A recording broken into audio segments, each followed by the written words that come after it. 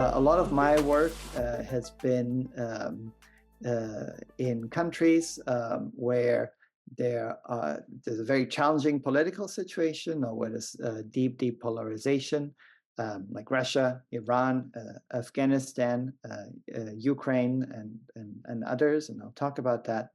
And it's really hard to do this kind of work as a journalist, as an editor, and as a community moderator.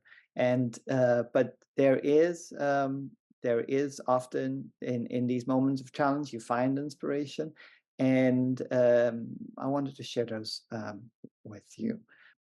So this is a little bit about me. I started in journalism in Kuala Lumpur, Malaysia, at Malaysia Kini, an online news outlet there. Worked at the Irrawaddy in Myanmar, the South China Morning Post in Hong Kong, and the New York Times, also out of Hong Kong.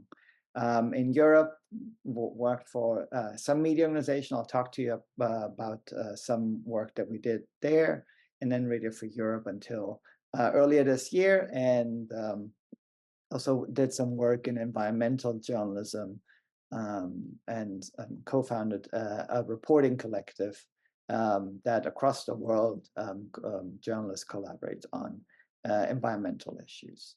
I now lead my own mini boutique consultancy that works with news organizations, especially news organizations in exile, on publishing strategy and community engagement, especially in cases when it's very hard for them to reach people in country, or where there's deep-seated polarization.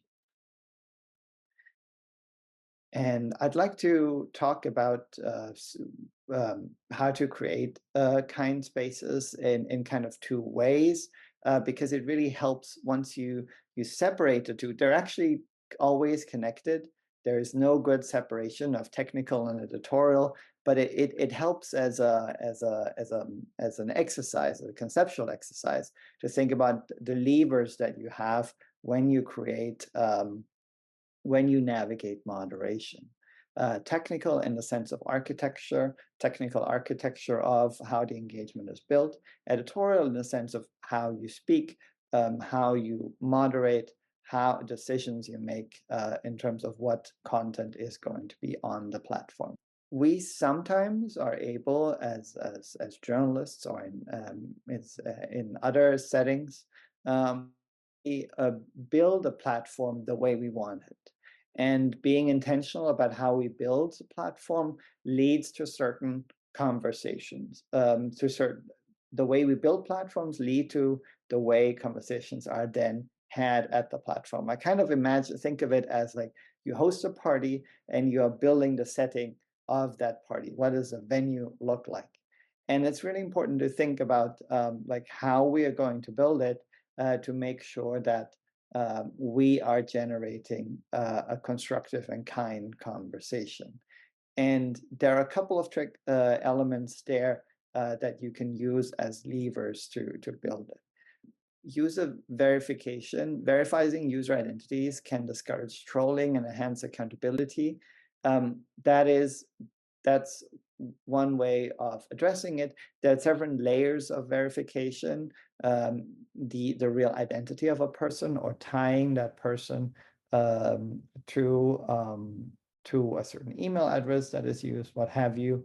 What I'm really excited about in terms of watching the user verification processes, it is what is happening in the Fediverse, where you have mutual recognition of groups of people. So it's not necessarily that you have to identify yourself, but there's groups of people who help then by extension verify each other, which is just fascinating and really something to watch.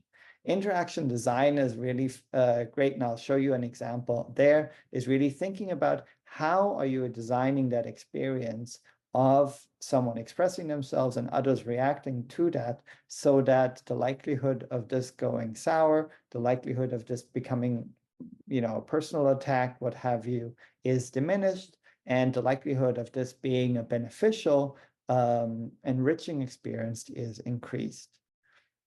algorithm design, a little bit the same, but in terms of how are you getting content, what is the content that the user sees in these interactions, and how to make sure that that is a good experience. And then user control features. I'll share with you a study that's really interesting recently in terms of how to improve the general environment to make it more constructive. And that is to say, kind does not equal,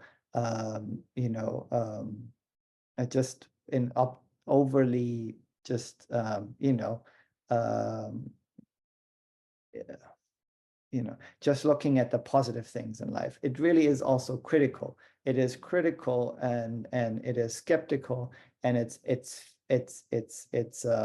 also, it's not shying away from difficult subjects, but it is coming from a spirit of constructive mutual support. And that is so important to say, because if you look at these strategies, they can also be easily abused by governments, for instance, that are trying to keep that are really trying to keep things like positive.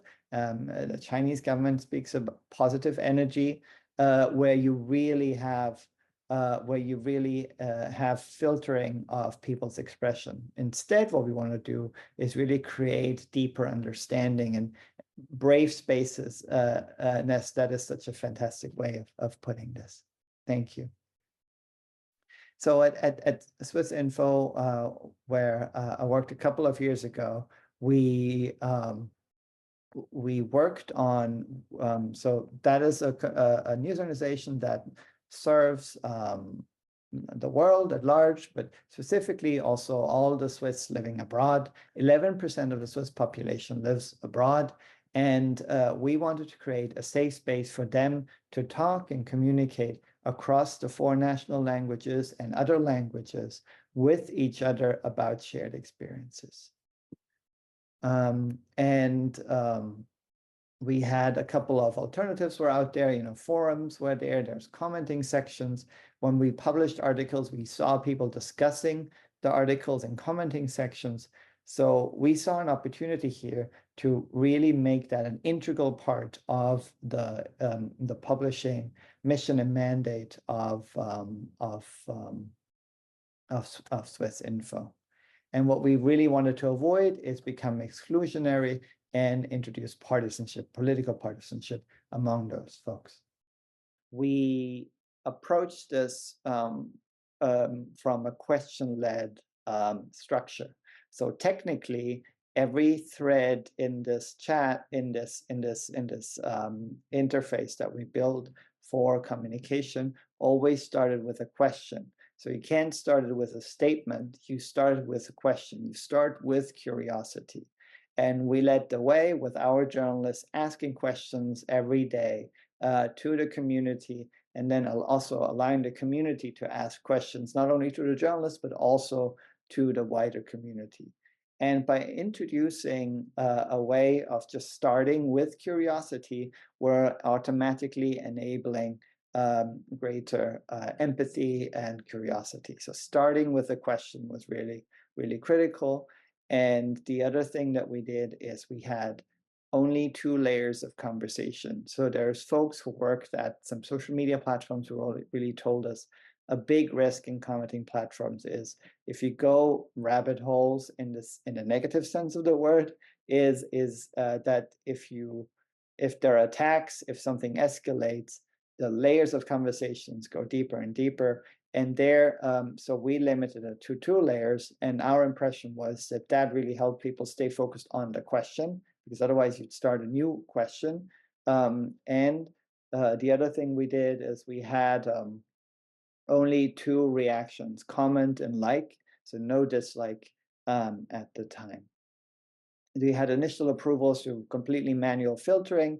I think by now there's greater tech out there, and then also it's app and site, and then so it's not just the app and the site, but also the comment section. So the comment section kind of went up and became basically the key point of the website, and the articles were contributions to the comments. So it kind of turned that around, and journalists are participants in the conversation rather than broadcasters. Is another model that are really is interesting from Germany, originally a Pinnery, that some media organizations use, that are really thinking about how to go beyond up, like, and dislike, and how to increase a greater range of thoughts into of reactions to the process. It takes some work, but what I like about it is that it gives the moderator some form of first party demographic data, if you said it right, in a sense of who is speaking in this conversation. And that gives you a sense of whose voices are not heard.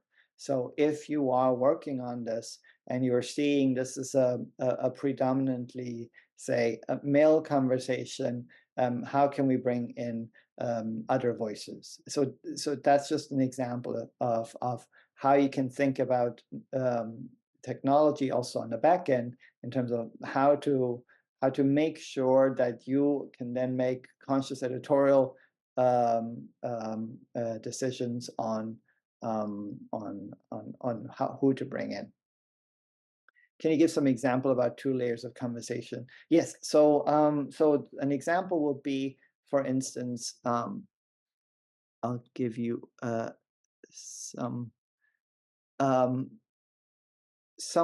thing here that, like, an example will be, it's just a structure of the conversation. So when you have a question, you can respond to the question, and then you can respond to the answer of that, to that answer. And not beyond. And that forces people to just stay on topic, because what happens otherwise is that someone goes on they will argue about something that is marginal, but you can't, because you can't go deeper, you can't nest in that, because you'll go back up in that thread to the question. I hope that makes sense. I'll try to share a link afterwards to explain it a bit. Here is something that I really love out of Taiwan. And so Taiwan they have a fantastic civic hacking space, and they've been thinking about how do we ask folks at large for their opinions on how to create legislation, actually. And Audrey Tang is the digital minister there, and people around her have worked on V-Taiwan, that fantastic tool that works on that uses, sorry, they use V-Taiwan as a process, and this process uses a tool called Polis that gathers feedback. So that leads to segmentation. So what happens is, this is an example in the case of regulation of Uber in Taiwan.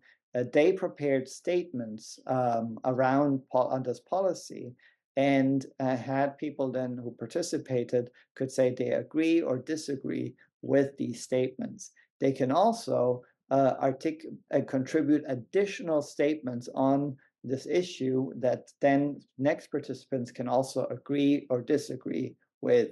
And that leads to a conversation where there are statements and people can agree and disagree. And the system then, Polis, then divides that into segments of opinion, and shows where there are synergies, where there are commonalities in opinion, where there's a broad consensus, and some things where they're kind of more kind of a niche opinions.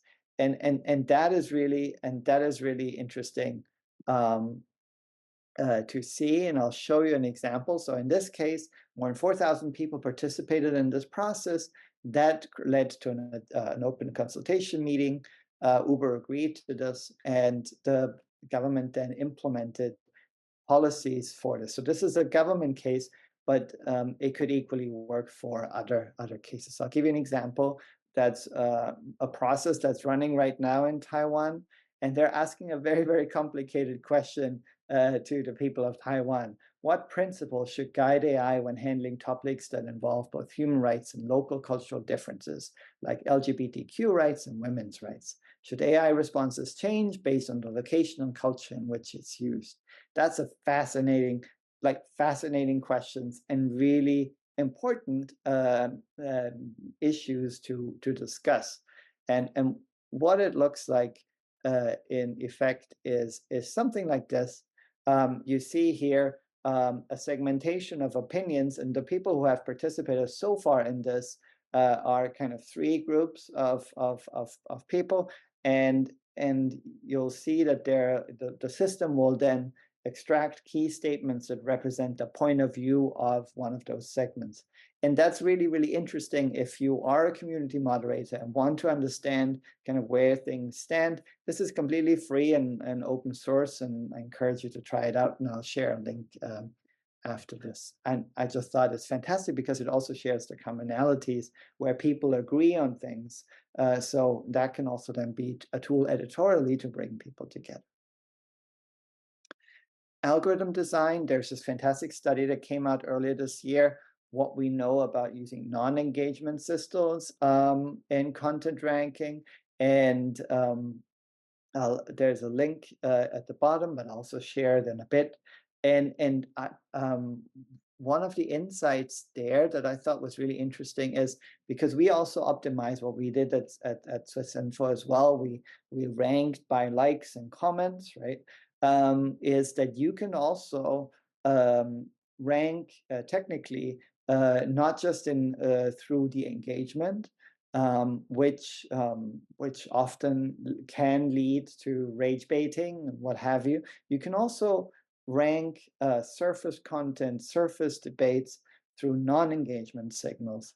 And in this study, folks found that item level surveys can increase user retention more than engagement. And that, if you think about it, it's really fascinating, because if you give users the opportunity to express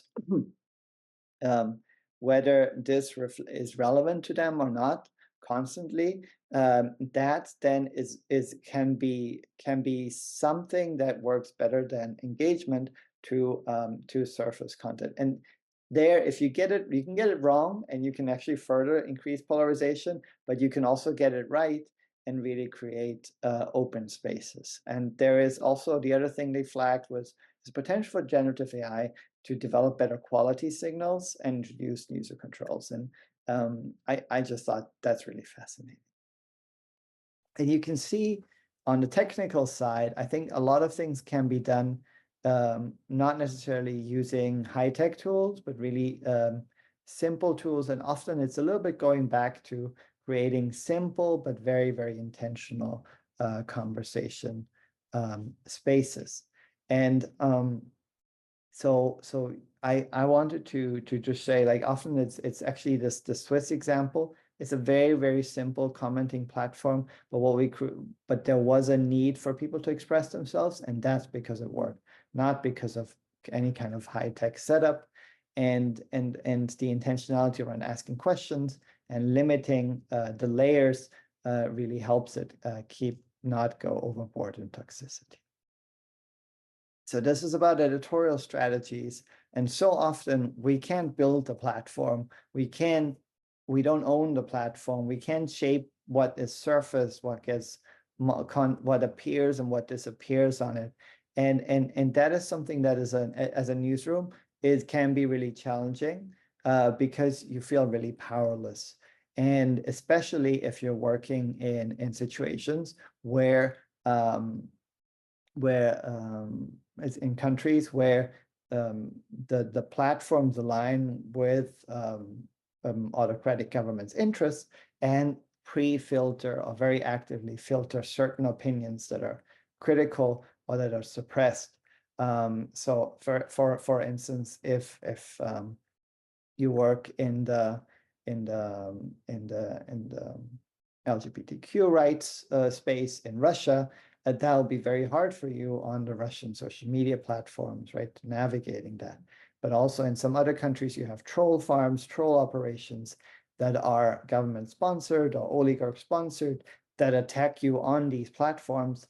And it's very hard to explain or make these bigger platforms, big social platforms, care about that experience and act upon it, because you're really often not really relevant for their bottom line. And so here are a couple of strategies that we have used in newsrooms, but also partners have used in newsrooms that I thought are really inspiring. When you really don't have that power of determining what's on the platform. Guidelines for engagement. That is probably it sounds so quaint, but it can really be a sign of transparency. Here is what we allow, what we don't allow here in the space. Here are our rules of engagement.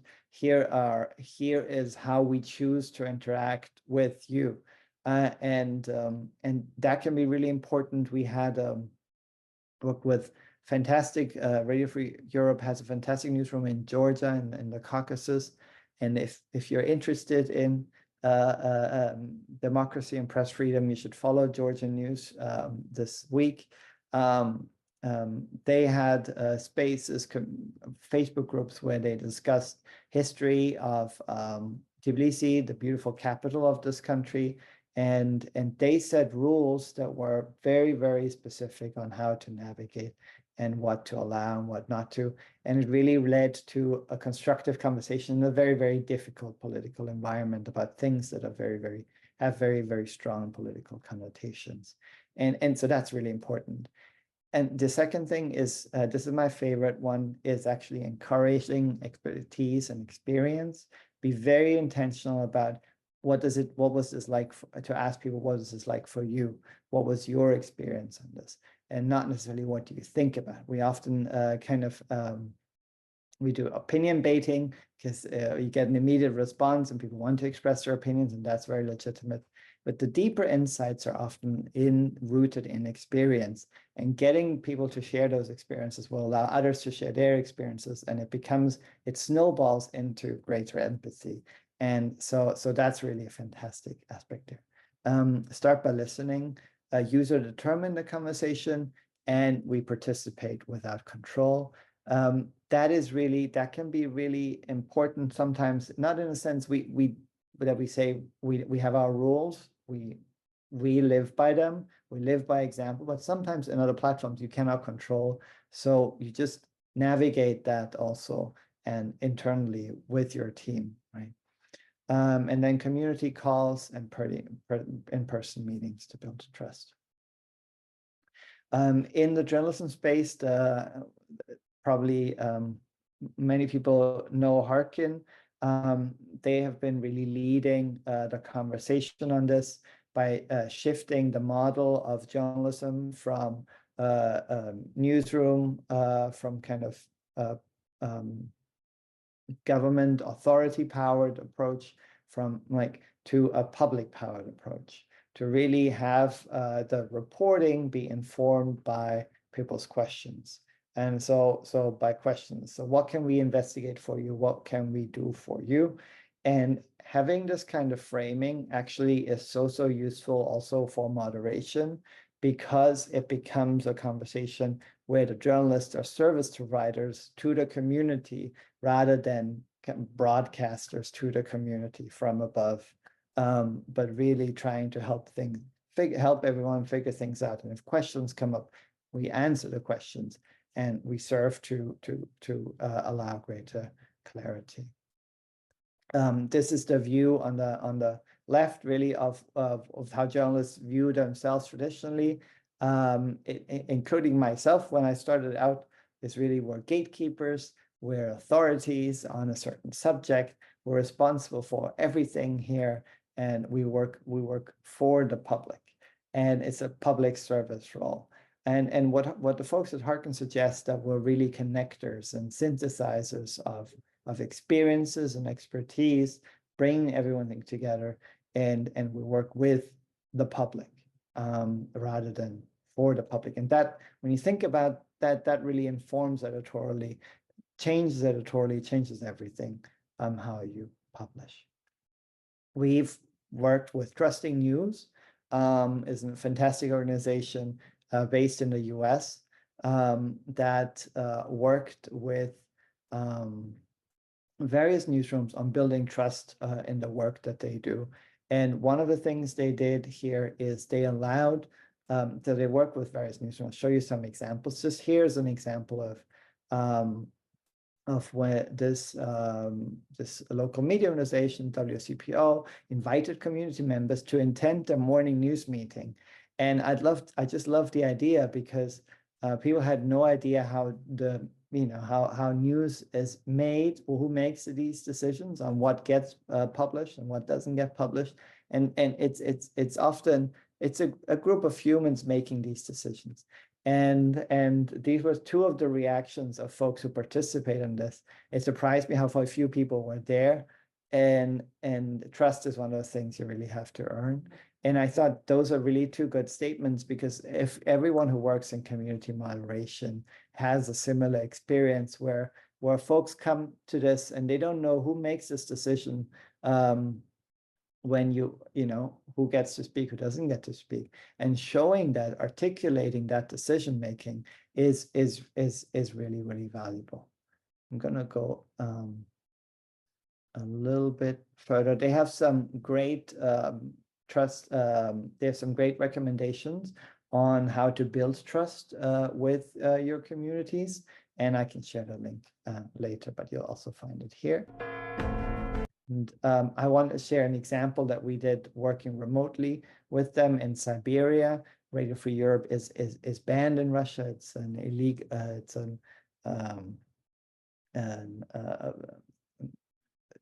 considered hostile. One journalist from Radio Free Europe is in jail. Is in jail right now, and in Russia.